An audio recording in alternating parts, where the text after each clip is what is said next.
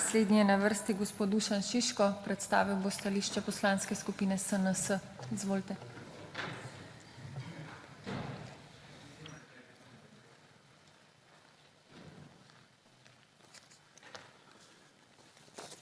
Spoštovani vsi prisotni. Slovenska nacionalna stranka je proti nasiljem in vojnam.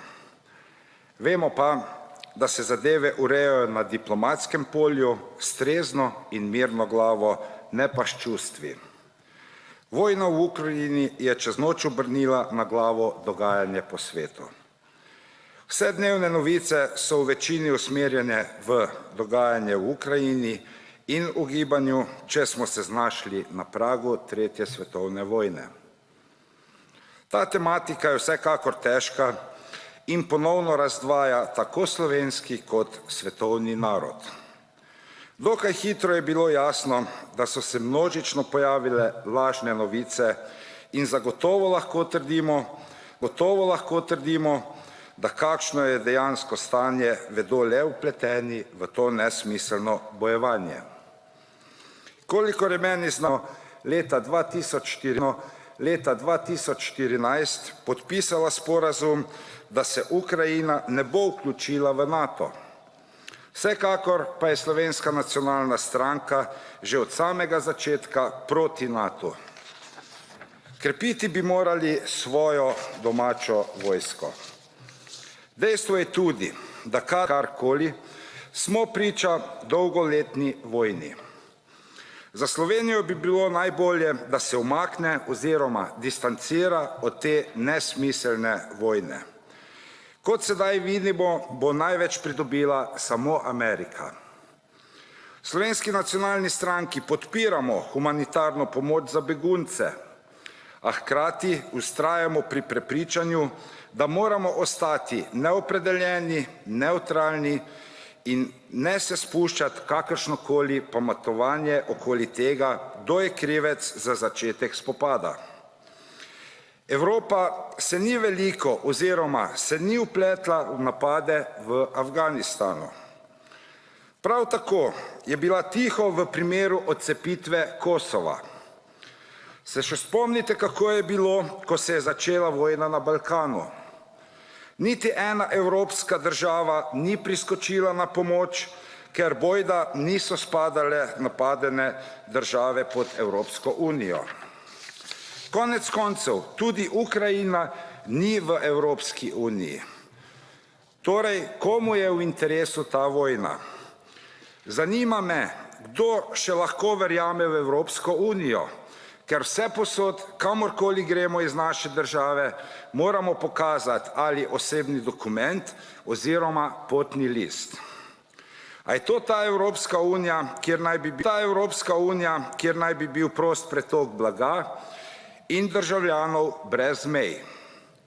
Naša ocena je, da bi se morali mi pogovarjati o temah, ki se tičejo nas. O ribičih, ki bodo slej ko prej imeli težave s Hrvati v Piranskem zalivu. Evropska unija je tudi arbitražni sporazum dala na stran in naložila, da se sami dve državi dogovorita. Vsekakor podpiramo, da so se zdravniki prijavili, da gredo pomagati v Ukrajino na mejo. Je pa tudi res, da so kar naenkrat zdravniki prosti in nimajo dovolj dela. Zanima me, kako to, da 100.000 Slovencev ne more dobiti osebnega zdravnika. Spomnimo se časov korone, ki so še vedno in nihče o tem ne govori. Zdravniki niso mogli oskrbeti tiste slovenske državljane, ki so potrebovali zdravljenje.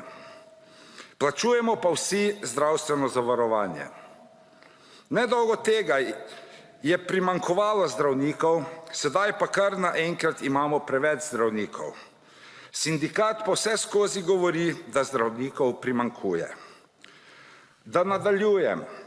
Pogovarjati bi se morali še o tem, kako in kje bomo gradili stanovanja za mlade, kaj bomo naredili, da bodo ljudje ustrezno plačani za svoje delo, pod pragom revščine pa je preko 600.000 ljudi.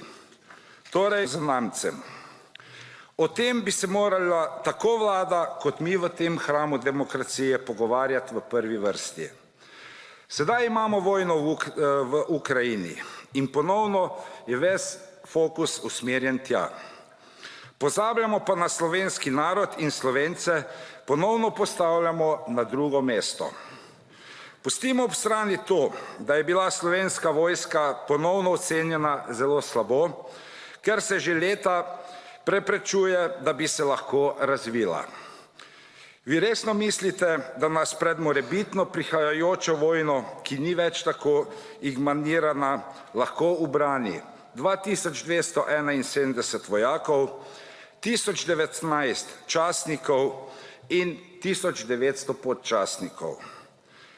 Zadnje novice, ki krožijo, pravijo, da se Putin ne bo ustavil pri napadu Ukrajine, ampak je že zahteval in tudi pridobil seznam vseh držav, ki so proti oziroma so uvedle sovražne sankcije do Rusije.